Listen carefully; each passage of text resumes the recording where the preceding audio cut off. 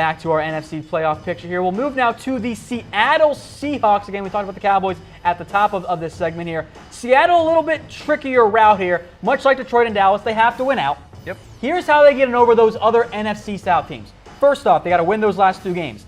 They got to have the Panthers lose their last 2 games, and the Saints do the same thing as well. That is how Seattle finds their way in. Wow, that's going to be a tough one. I mean, the Panthers, again, I mean, one thing, Panthers and the Saints both played the Buccaneers, so I don't know how likely that is. And the Seahawks right now are just getting blown up by running backs, and they're going to get an angry Ezekiel Elliott in Dallas.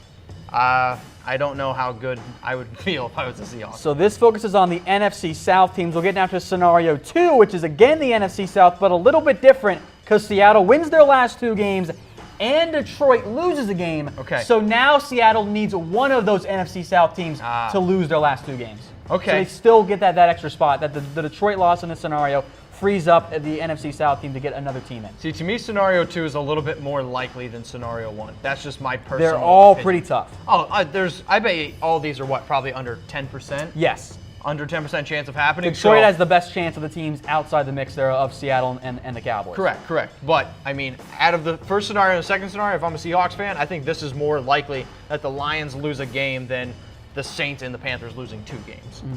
That's just fair. my opinion. All right, folks, so those are your Seattle Seahawks scenarios for making the playoffs. They sit right now on the outside looking in the hunt of the NFC playoff picture.